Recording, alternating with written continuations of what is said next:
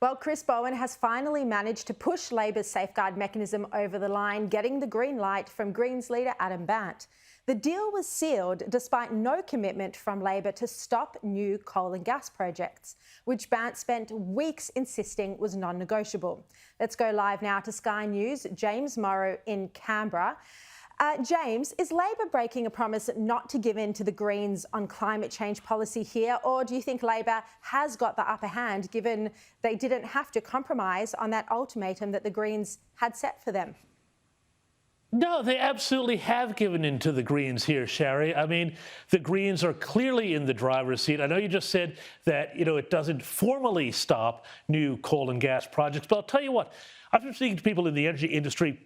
It all but stops them dead.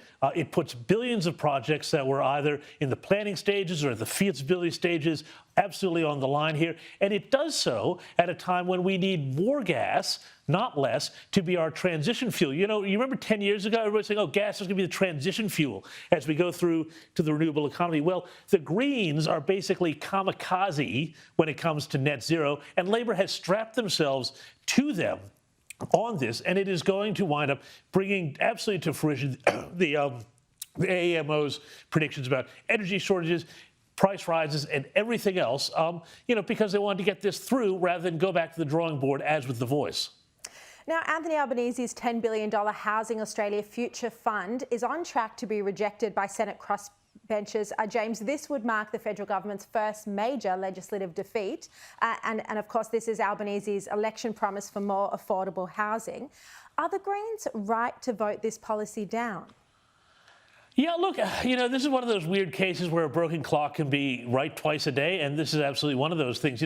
This Housing Affordability Future Fund, it's a bizarre idea where you're going to borrow money and then use the proceeds, borrow money at expensive rates, by the way, and then use that money to invest and use the dividends to that to buy houses. And then, Judith Sloan worked this out in The Australian today. She did the math, and basically they're assuming that they can get a new housing unit for $83,000. That's ridiculous. I don't know how they come up with this number.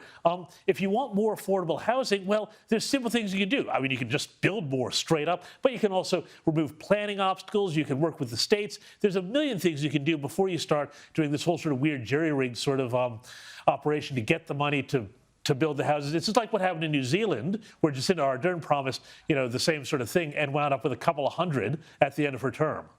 Look, there are some critics of Australia, well, many critics, but some of the critics of Labor's safeguard mechanism reforms are arguing that the government has ignored the role of natural gas in getting to net zero by 2050. And they say that in turn, this would make Australia's climate targets even harder to achieve. What are your thoughts on this? Well, yeah, exactly. I mean, as I was saying before, gas was supposed to be the transition fuel, and now they are running gas out of the market. It's as simple as that. And, when you see things like Chris Bowen saying, oh, well, also you could have The Voice winding up, if that gets up, also affecting energy policy. I mean, who is going to wind up putting their money into investing in any sort of extractive industry in this country if this is the way that we're making policy? At the same time, all of this stuff is coming offline. We're not getting anywhere near enough renewables which are actually really expensive to get started, even if they're cheap to run later on. Not getting anywhere near enough to make up the shortfall. What will wind up happening, Sharri, is that the governments, both state and federal, will wind up having to pay coal and gas producers to stay online after trying to drive them out of the market for years.